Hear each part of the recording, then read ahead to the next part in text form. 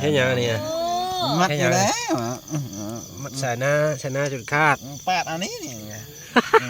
ปาดเอาสบายดีทุกคนเบิ่งนี่มากินข้าวกินน้ำก็คืนได้กินข้าวป้าเด้อหนังไฮโยเมฆบ่ไปเผาเลยโอ้ปลาก็ปลาตัวเองได้กินข้าวปลาโอ้8 โมง 9 โมงยังไม่กินได้2 คลิปแล้วผู้เมย์มือปลานี่กะไปกินข้าวอยู่คลองปุ่นแน่ทางนั้นก็เบิ่งเอาคนรอคือเก่าแล้วยาโคเป็ดแล้วก็มาหาปลาฟังเหโอ้ผู้นึงจักไปใช้แล้วผู้บุอยู่บุป้าบุดงอยู่ไม่ปีงอย่างไรก็ได้หน่อยก็มีหน่อยก็บริเก็บเอาเก็บอยู่เก็บหน่อยนึง2 หน่วยกี่เอามัดเท่านั้นแล้วความแซ่บก็มากินไม้เนี่ยปากมารอตอนปิ้งปลาต่อไปอย่าว่าทุเรียนโล200 300นี่ปิ้งปลาก้อนนี่เนี่ยมันสิได้กินนี่นะอันนั้นเรื่องอนาคตนะเรื่องบ้านเรื่อง100ก็มีโล80 บาทแกเคยพลาดมาแล้วนะ75คนจะบอกเอาเป็นเอาไม้ใหญ่มาทิ่มเส้นแล้วเนาะนี่มันตัดมาเนี่ยมาให้ไม้ใหญ่ปิ้งปลาคอนี่ปิ้งปลากากำลังสิปิ้งอยู่กินข้าวสามัคคีมันนี่หลายครอบครัวอยู่แล้วสูตรหลายอยู่ไหน3 คนบ่นะสูตร3 คนพอสูตรมีมือก็มีไปเลยไปชมในมือเลยดิไปทำเหมาะแหน่ใส่ไปไหนเนี่ยกุ้งใส่ไปไหนก็ใส่แบบนี่แหละได้จัด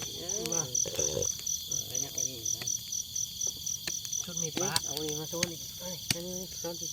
ค่อยจะโซนยังวะโซนมีใช่นาคักๆง่ายเลยเอากำลังปิ้งต่อธรรมชาติสุดๆบรรยากาศกลางคืนไปดำทุกเขาชอบคักเนาะคลิปก้อนได้ดำเขาซ้อได้จักไผ่ดอกบริไปน้ำเสียดายยู่จมอยู่เลยนี่นี่แล้วนี่คนจมอยู่ไปแล้วโอ้ทางนั้นก็ทางให้กลางคืนเลยนะดีลูกชายหลอนละตัดไม้ปิงดอกไม่หลอนปานนั้นดอกตัดไม้มาเสียมปลาผู้บ่าวกับทีมงานผู้บ่าวกับใส่เสื้อแต่ปุ๋ยทั้งหมดเนาะ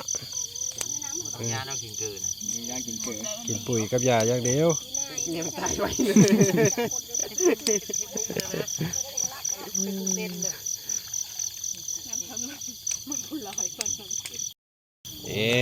ป่าที่ได้มากอะมีแต่ป่างามๆทั้งหมดป่าตัวผมอันนี้ทีมงานนี้ไว้ลุ้นนี่คว้างแหอันนี้โอ้ได้ลายอยู่ได้ป่าคว้างแหตัวนี้นี่ระดับหน้ากากนี่เสียดายบ่ได้ไปถ่ายให้เบิ่งตอนดำกันยันโทรศัพท์ตายกับมันเป็นนั่นไงลงมือเลยนี่พักนี่คักเท่าไหร่เนาะจักเลยตัวบุ้มพ่นแล้วเอาทอตัวนี้หมดไปแสงอยู่นะเอาทอตัวนี้มันทอตัวไม่ถูกกำมันจังแล้วทอมันเบิดธรรมชาติคักลีนี่มันน้อยเนาะคืออย่างนี้แต่ว่าขี้มากนะครับเอาทอแล้วหมดไปใส่เอานะนี่แต่กับบ้านนี่ตัวฟ้าไทยเนาะมันคนดีนี่พูดกำลังสีชุกแสบๆแล้วแมลงนี่น้องเผาตะไคร้โอ้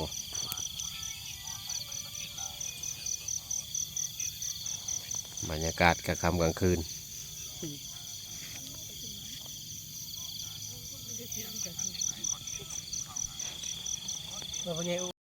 มาได้เริ่มกินข้าวแล้วได้บัดนี้ได้ใหญ่มากพักหญ้านะใส่กระชามให้เลยนะน้อยนี่โอเคกินได้ยังโค้งจะตกเขาคนเนี่ยก็มาเห็ดยาวๆไปนี่เลย แย้วนี่ปลาตัวเบิ่งดูนี่บอลตังของกินจ้ะโคตรไม้เสแก่ดอกอืม ธรรมชาติที่สุดได้นี่เนาะ ปลาหากินยากได้แบบนี้ล่ะโอ้ทีมงานทั้งหมด เอาแขนยาวๆเอา แซ่บสุดเลยแมลงนี่ สุดแล้ว นี่ข้าวเหนียวนี่ แล้วนะตอนนาทุกแล้ว กิน สุดละสุดละ ความแซ่บ แซ่บกว่านี้บ่มีอีกแล้ว เข้าได้เลยใครบ่ต้องติด มากินข้าวน้ำกันเด้อกลางคืนกินอะไรได้บัดนี้ได้ แม่งนี่แกมนี่ เอาเลย แกมเลย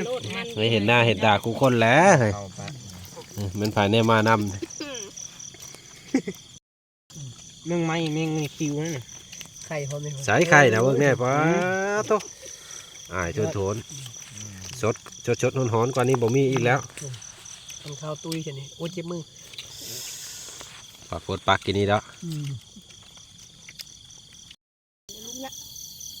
กินข้าวอิ่มไม่ได้บัดนี้ย้ำย้ายใช้โชยแล้วพวกป้าโตมีแต่ไผ่บัดนี้เขาฉลานอยู่พวกอยู่ป่าอยู่ดงก็มี กลาง เขามามื่น แต่กลางบัดนี้ นานไปกินแล้วละมือนะ สำหรับคลิปนี้ก็ขอตัวลาไปก่อนทุกคนพบกันในคลิปหน้า จะไปเจอที่ไหนก็ติดตามนะครับ ยกมือบายได้ไหมเออเดี๋ยวนั่น